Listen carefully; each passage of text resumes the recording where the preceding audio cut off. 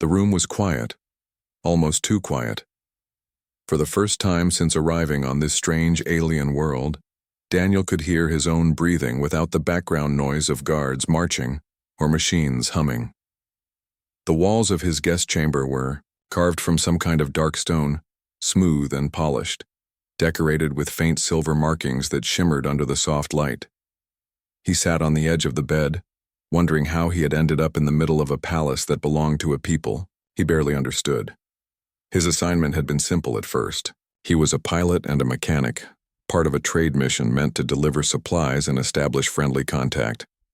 But his shuttle had broken down on entry, and instead of joining his crew, he was separated and pulled deeper into the capital city by a group of alien soldiers. Strangely, instead of throwing him into a prison cell, they had given him this private room inside the royal compound. No one had explained why. No one had spoken to him except to order him to wait. Daniel sighed, rubbing his forehead. He hated waiting. He wanted answers, and more than anything, he wanted to know if his crew was safe. The silence of the palace was beginning to feel like a trap. Then, without warning, the door burst open. Daniel shot to his feet. A tall figure stormed inside, her presence filling the entire chamber with tension. She was alien, yet her appearance was close enough to human that he could read her emotions clearly. Her skin was pale with a faint silver hue, her long dark hair unbound, flowing like a storm. She wore ceremonial armor, at least she had when she entered.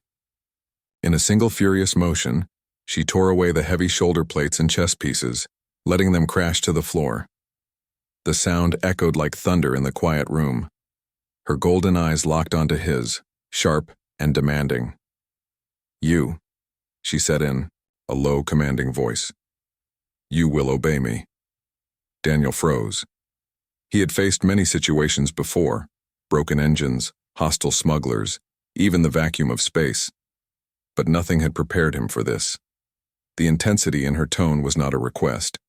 It was a demand born out of desperation. "Wait," Daniel stammered, raising his hand slowly. "I don't even know who you are." The woman ignored his words. She pulled off the last pieces of her armor, tossing them aside until only a simple tunic remained beneath.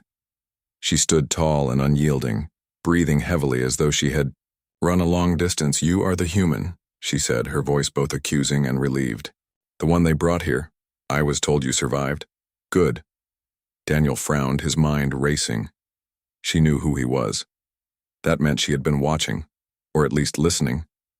But why would she single him out? "Who are you?" he asked again, firmer this time. The woman stepped closer.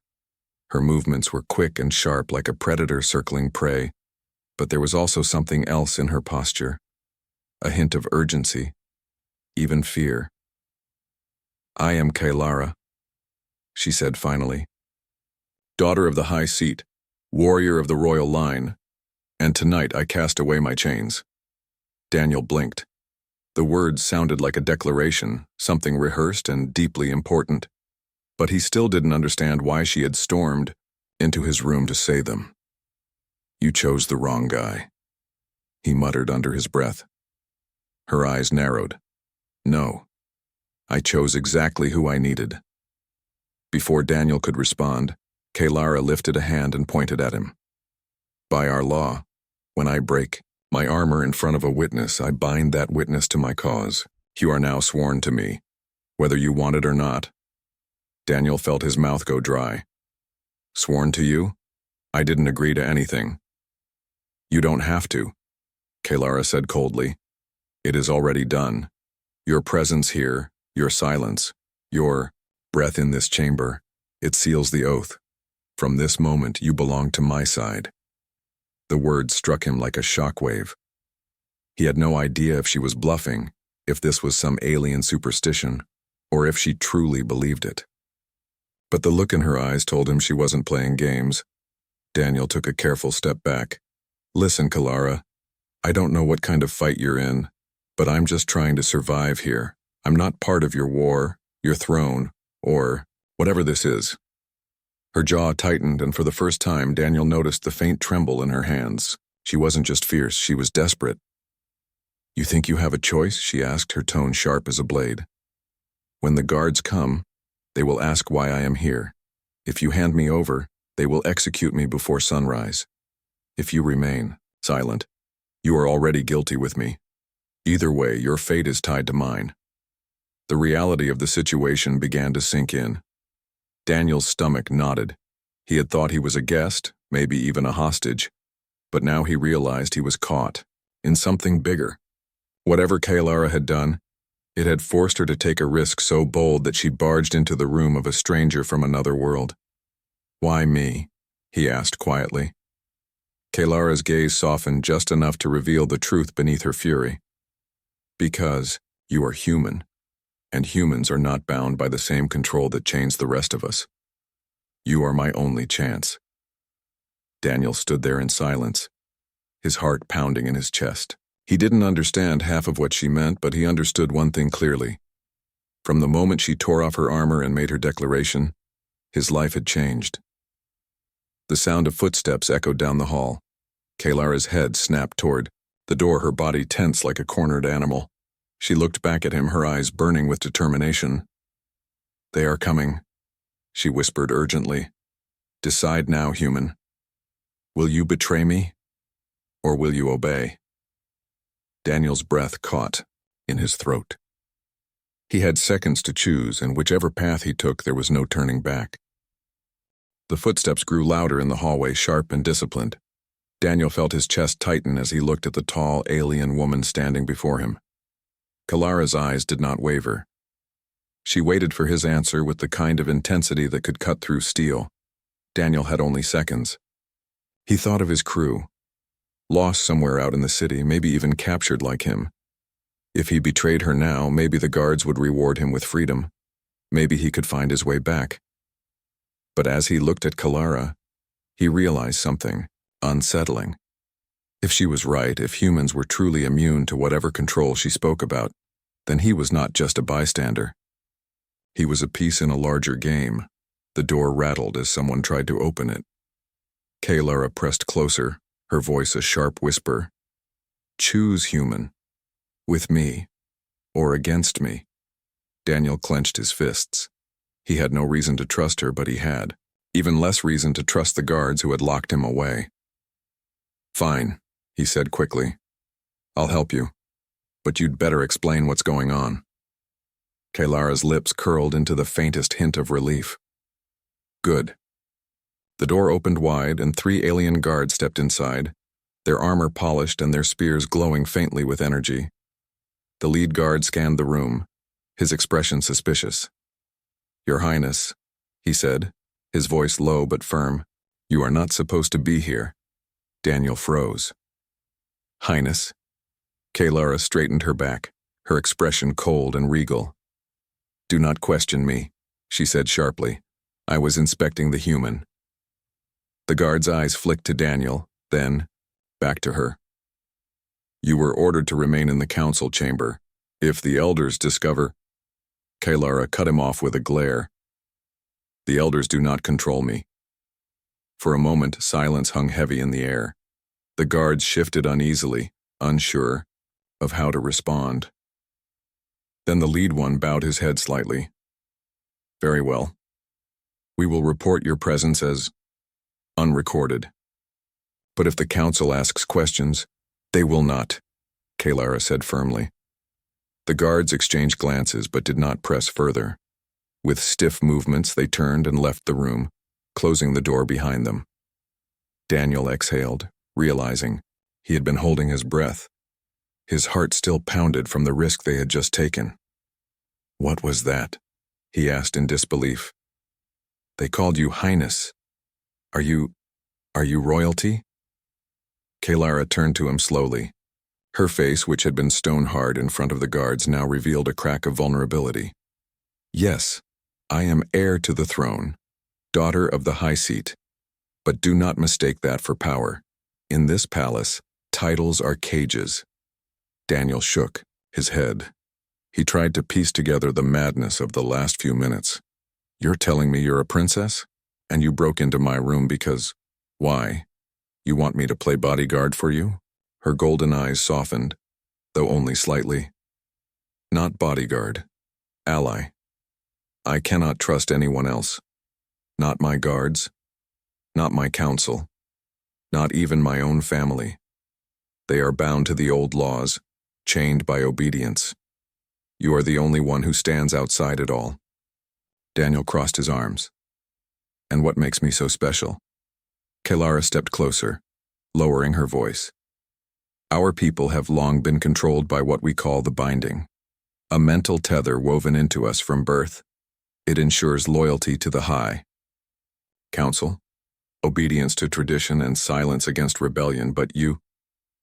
She reached out as if to touch him, then stopped herself. You are human. Your mind is free. No counselor can bend your will. That is why I need you. Daniel's stomach tightened. He didn't like the sound of it. He had wanted nothing more than to fix his shuttle and leave this world, not get pulled into palace politics. But the desperation in her voice was real.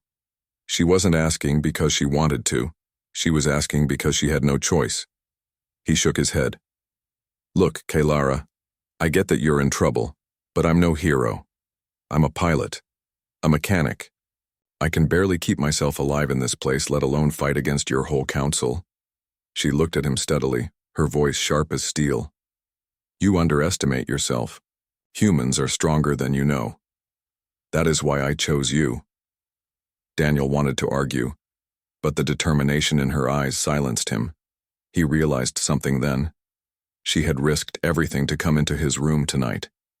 If the council found her here, she would be executed, and now, by siding with her, he was entangled in the same fate. So what happens now? He asked reluctantly. Kelara moved to the window, pulling aside the heavy curtains. Outside, the city stretched far into the distance, glowing with silver, towers and bridges lit by strange alien fires.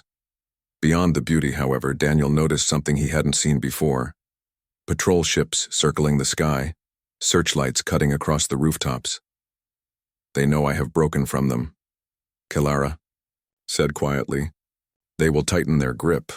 I cannot stay in this palace. Tonight I leave, and you will leave with me.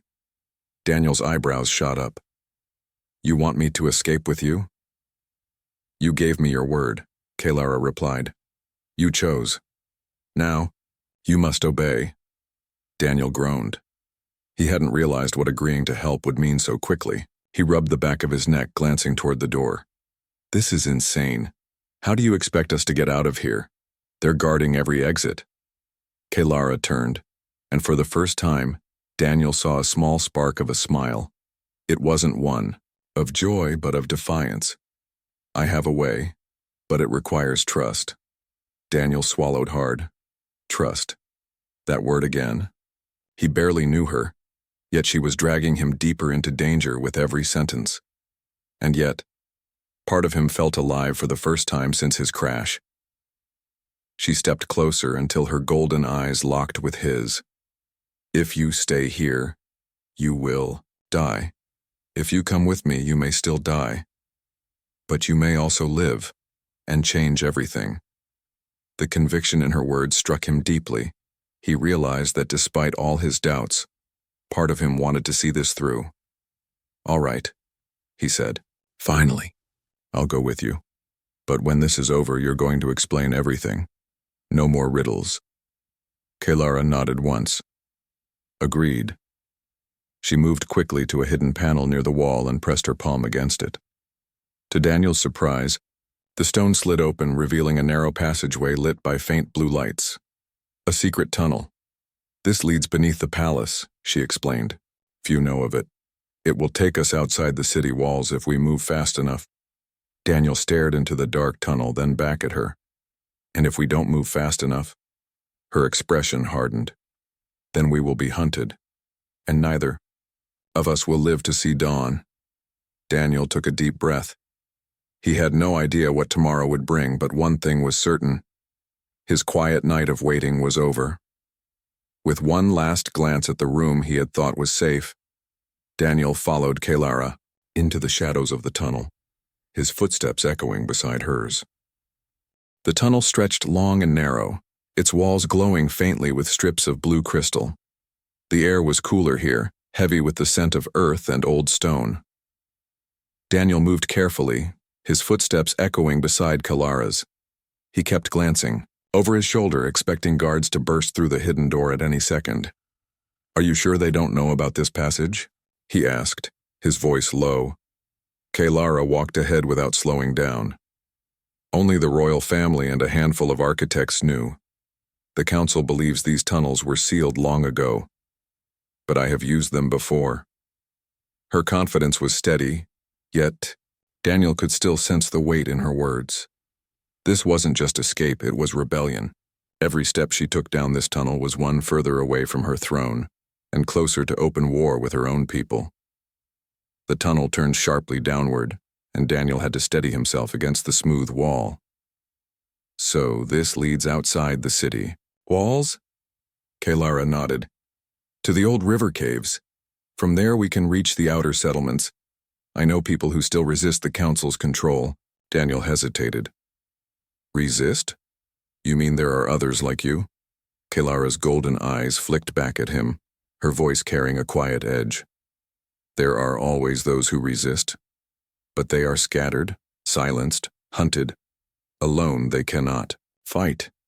Together with the right leader." She didn't finish the thought, but Daniel caught the unspoken truth. She believed she was that leader. The tunnel grew steeper, the crystals dimming as they moved further from the palace. Daniel's breathing grew heavier, but Kalara pressed forward with the endurance of someone trained for war. At one point, Daniel stumbled, and she stopped just long enough to grab his arm and steady him. "You are not used to this," she said simply. "I fix engines," Daniel muttered. "Not run from alien governments." Her lips curved slightly, not quite a smile, but close. "Yet you keep up." Daniel didn't reply, though he felt something shift between them. She wasn't mocking him, she was acknowledging him. And strangely, that small recognition gave him strength to keep moving. After nearly an hour, the tunnel opened into a vast cavern. A wide underground river flowed through, glowing faintly with minerals. The sound of rushing water filled the space, echoing off the stone. Bridges of rock connected ledges on either side, but most looked unstable. Kalara pointed across the river. "That passage leads out of the city. We must cross." Daniel frowned at the river. The current was strong, and the bridges looked like they could collapse under too much weight. "Are you sure?" "There is no other way," she said firmly. They stepped onto the first stone bridge together. It swayed under Daniel's boots, the stones grinding with every step. He kept his eyes focused ahead, refusing to look down at the rushing water below. Halfway across, a sharp crack echoed through the cavern. Daniel froze. "What was that?" he whispered. Kailara's hand went to the dagger strapped at her side. "We are not alone." Before Daniel could react, shadows moved along the far side of the cavern. Figures emerged, 6 alien soldiers, their armor gleaming in the faint light. They carried long spears that pulsed with blue energy. Daniel's stomach dropped. "How did they know?" Kailara's jaw tightened. "The council always watches," the soldiers shouted, their voices carrying across the cavern. Daniel didn't understand the language, but the tone was clear. "Surrender." Kailara turned to him, her eyes burning with determination. "Stay behind me." The soldiers began moving across another bridge to cut them off. Daniel's mind raced. They couldn't outrun them, not on these narrow paths. "We're trapped," he said. Kailara shook her head. "No, we fight." Daniel felt panic rise. He wasn't a fighter. He didn't even have a weapon. But before he could protest, one of the soldiers leapt onto their bridge, blocking the path. His spear hummed with energy as he advanced. Kailara moved like lightning. She spun her dagger in her hand, deflecting the first strike, then kicked the soldier back. The force made the bridge shudder, and Daniel had to drop to one knee to steady himself.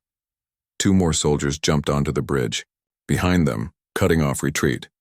Daniel's pulse thundered in his ears. He glanced around, desperate for anything he could use. His eyes fell on a loose chunk of stone near his feet. Without thinking, he grabbed it and hurled it at the nearest soldier. The rock slammed into the soldier's helmet, making him stumble. Kalara used the opening. She slashed her dagger across his chest plate, sparks flying. The soldier collapsed to the side, his body splashing into the river below. Daniel's heart raced. He couldn't believe it worked. Kalara glanced at him briefly, her expression unreadable. Good, now keep doing that. Daniel swallowed hard. That was pure luck. Then be lucky again, she said, her voice sharp as steel. The fight was chaos. The narrow bridge left no room to retreat, forcing Daniel and Kalara to stand their ground. She fought with skill and precision, every strike of her blade measured and deadly. Daniel, meanwhile, grabbed stones and swung wildly with his fists whenever soldiers got too close. He knew he was no warrior, but his desperation gave him strength.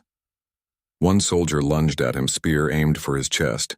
Daniel barely dodged, the weapon grazing his jacket. He grabbed the shaft and yanked hard, pulling the soldier off balance. Kalara finished him with a quick strike.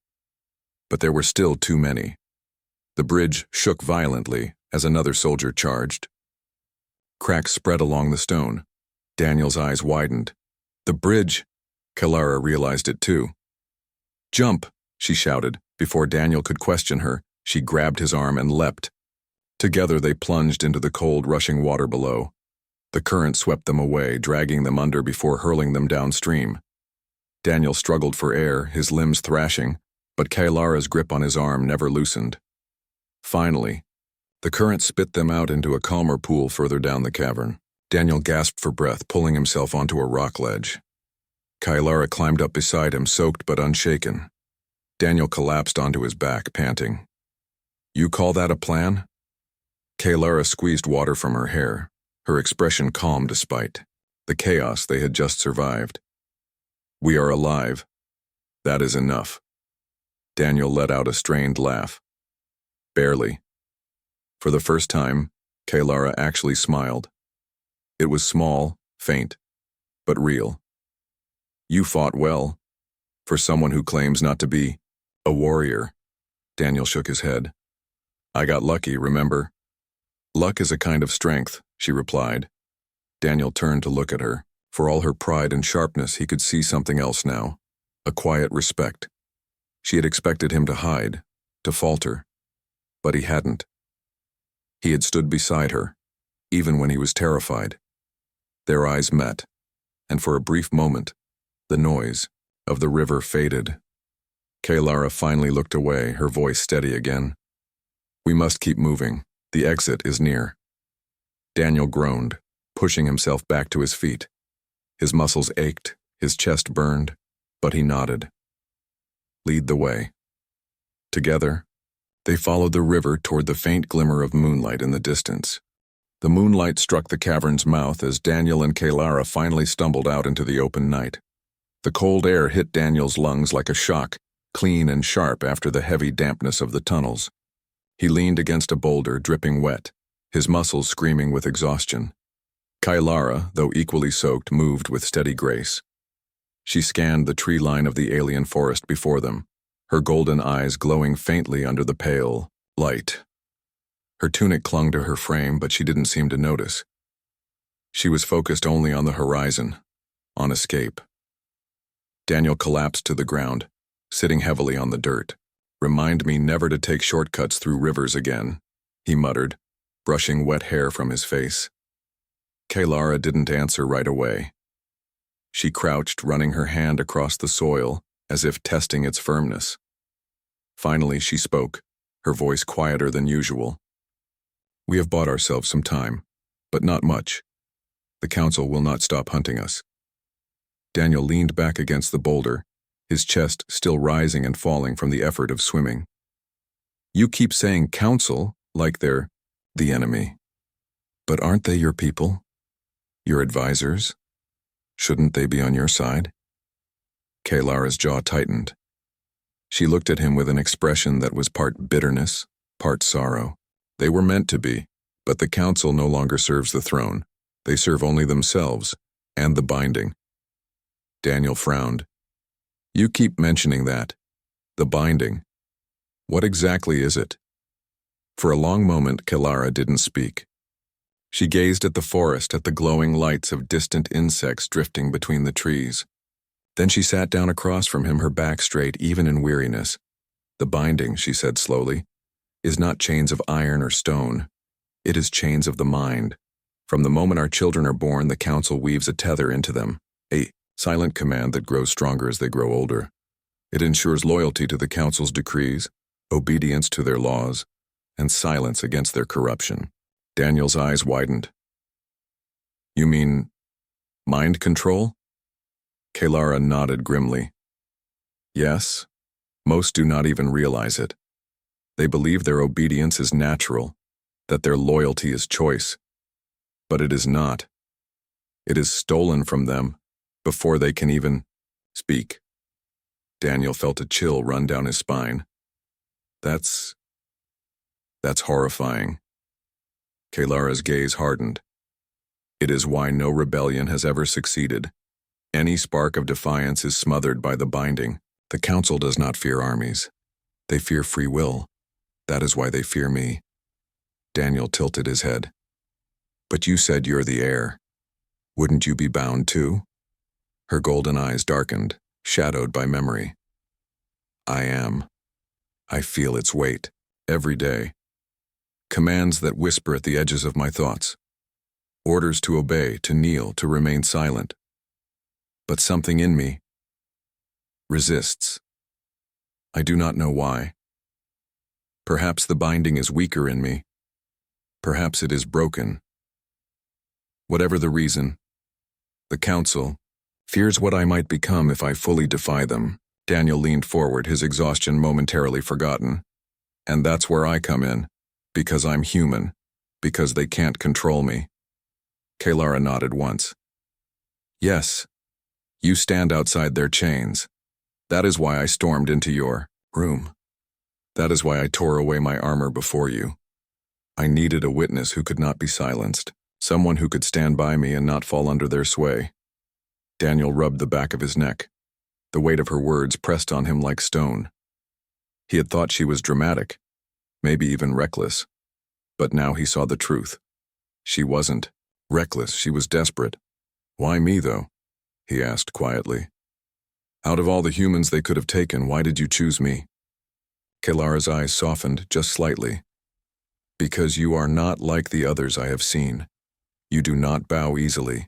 Even when you were captured, you did not cower. You questioned. You resisted. That is strength my people no longer remember. Daniel let out a humorless laugh. I was terrified. Courage is not the absence of fear, Kalara said firmly. It is standing anyway. Her words struck him deeper than he expected. He wasn't sure if he believed her, but he couldn't deny the way her voice carried conviction. Silence stretched between them, filled only by the sounds of the forest. Strange chirps, rustling leaves, and the faint hum of distant creatures. Daniel tilted his head back, staring up at the alien stars. They glittered brighter than those seen from Earth, sharp and endless. You know, he said after a while, back home I never asked for anything big. I just wanted a quiet life. Fix ships, fly routes, keep my crew safe. Now I'm in the middle of a palace rebellion with a runaway princess. Kalara tilted her head, studying him. Do you regret it? Daniel hesitated. He thought of the guards, chasing them, the collapsing bridge, the icy river. He thought of the weight of the council's power pressing on this world, and then he thought of Kalara's fierce defiance, the way she refused to bow, the spark in her eyes when she spoke of freedom. No, he admitted softly. I don't regret it. For the first time since he had met her, Kalara's expression eased fully. She looked at him not as a tool, not as an outsider, but as something closer to an equal. You will not regret it, she said quietly. Not if we succeed. Daniel sat up straighter, curiosity pushing through his fatigue. And what does success look like for you? Overthrowing the council? Sitting on the throne? Kalara's expression darkened again. The throne is not what I seek. Power for its own sake is another kind of chain. What I want is freedom. For myself, for my people. If that means I must sit upon the throne, then I will. But I will not be a ruler who demands blind obedience. I will demand loyalty only from those who choose to give it. Her words echoed in Daniel's mind. He thought of how she had first stormed into his room, demanding he obey. And now, here she was, admitting she wanted choice instead of chains. "You've changed your tune?" Daniel said with a faint smirk. Kalara's lips twitched, almost amused. "Perhaps. Or perhaps I simply needed to see if you were strong enough to stand by me when choice was not offered. Now I know you are." Daniel shook his head with a small laugh. "You're impossible." Kalara's gaze softened again, though she did not smile. "And you are stubborn. That may be what saves us both." Before Daniel could respond, the sound of distant horns echoed through the forest. Low, haunting, carried on the wind. Kalara immediately tensed, rising to her feet. "They are hunting us," she said sharply. "We must move." Daniel stood quickly, brushing dirt from his clothes.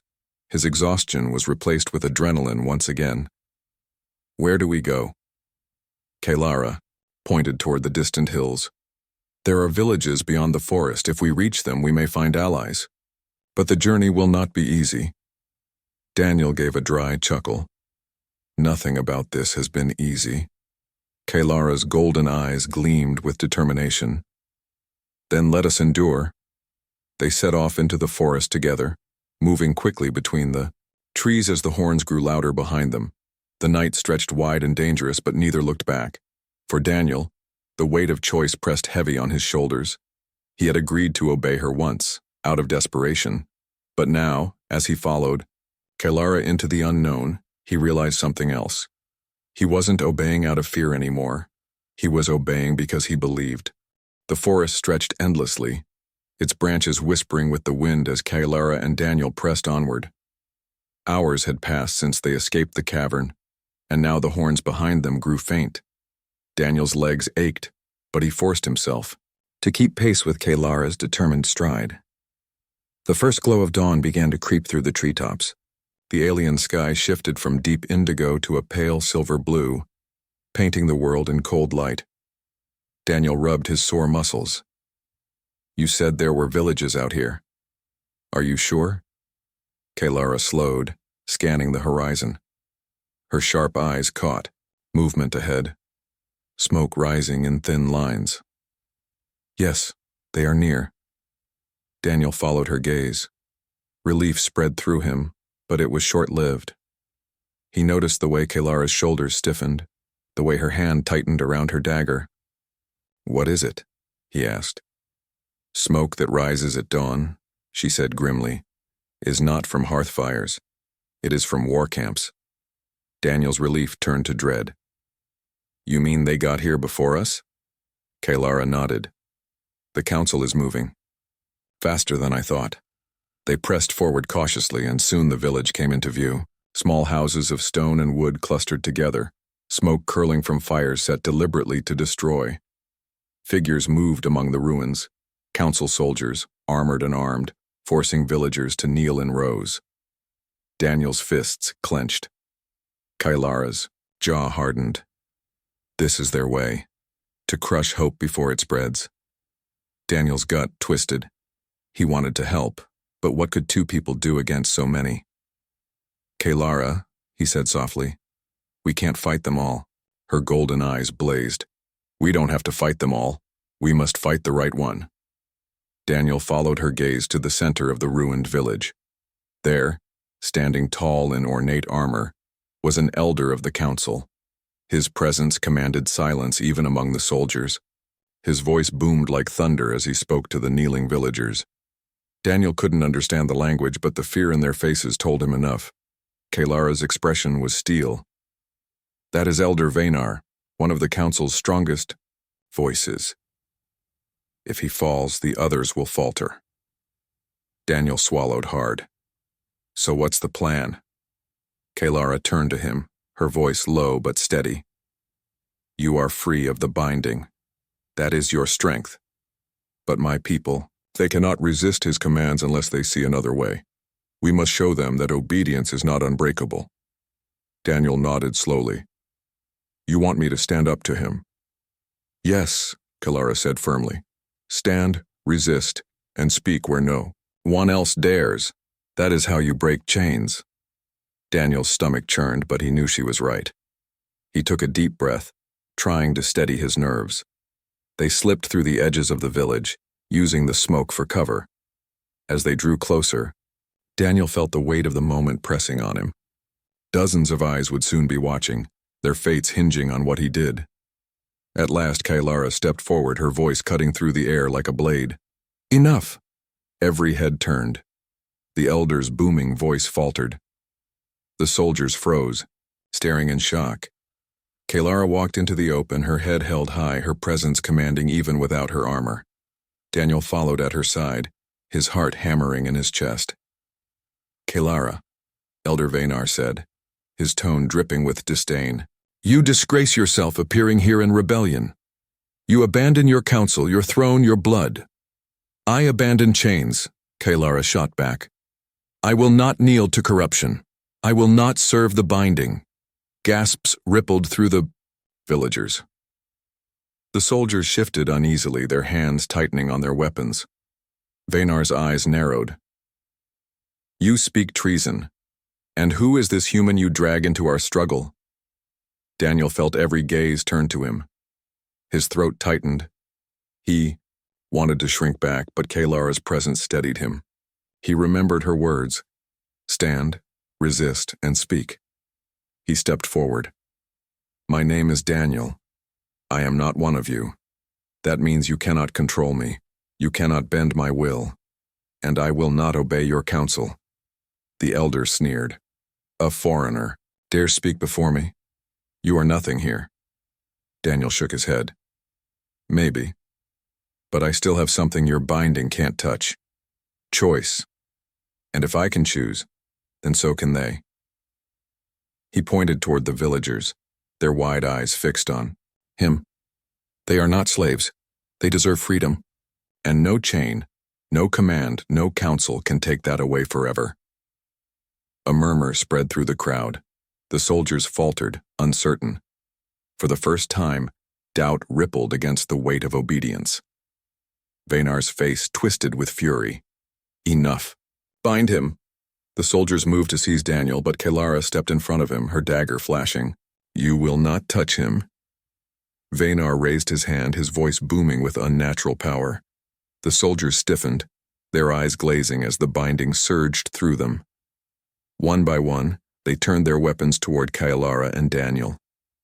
Daniel's heart raced. Kalara, I know, she said sharply, her voice urgent. This is the test. Stand with me. The soldiers closed in, their steps mechanical, controlled. The villagers watched, trembling, their chains invisible but unbreakable. Daniel's instincts screamed at him to run, but he forced himself to stay rooted. He stepped beside Kalara, his voice rising above the elder's command. I will not obey you, and neither should they. Something shifted in the air, the soldiers hesitated. The villagers stirred, their fear mixing with something new. Hope. Daniel's voice grew stronger. You are more than chains. You are people. You can choose. One soldier faltered, his spear lowering slightly. Another blinked, confusion flickering in his eyes. The binding cracked, small fractures spreading through its hold. Kalara raised her dagger high. I am Kalara, heir to the throne. I cast aside obedience, I choose freedom. Her cry echoed through the village like thunder. The soldiers wavered. The villagers rose from their knees. And then, in a wave, voices lifted with hers. Freedom. The binding shattered. Elder Vaynar staggered back, disbelief twisting his face. Impossible! Kalara charged, her dagger flashing. Daniel followed, grabbing a fallen spear. Together, they struck. Their movements were raw but unstoppable, fueled by the tide of rebellion rising around them. The elder tried to rally, his commands booming, but the words fell flat. No one obeyed. His power was broken. With one final strike, Kalara drove her blade into the elder's armor, sending him crashing to the ground. Silence followed, heavy and final. Then the villagers erupted in cheers. The soldiers, freed from control, dropped their weapons and fell to their knees, not in forced obedience but in choice. Kalara stood tall, her chest rising and falling, her golden eyes burning with victory. Daniel stepped beside her, his grip tight on the spear, his body trembling with exhaustion and adrenaline. The villagers pressed forward, surrounding them, their voices chanting her name. Kalara lifted her hand, calling for silence. Today, we break chains. Not for me. For all of us. No more binding. No more false obedience. From this day, you will choose your own path. The crowd roared again, louder than before. Daniel felt the weight in his chest lighten. For the first time since his crash, he wasn't just surviving. He was part of something greater. Kalara turned to him, her voice low, meant only for his ears. When I first stormed into your room, I commanded you to obey. I thought I needed your loyalty. But now I see the truth. Daniel met her gaze, his chest still heaving. And what's that? Kalara's golden eyes softened. Loyalty is not commanded. It is given. You stood with me not because I ordered you, but because you chose to. That is the strength that broke the council's chains. Daniel felt a small, tired smile spread across his face. Then I guess I'll keep choosing. Kalara's lips curved faintly, almost a smile. She raised her voice once more to the people. From this day forward, obedience will never be demanded again. If you give me loyalty, let it be by choice. If you call me leader, let it be because you believe. The villagers cheered, their voices rising into the morning sky. Daniel stood beside her, no longer an outsider, no longer a prisoner. He was part of their future now, and for the first time, he felt truly free.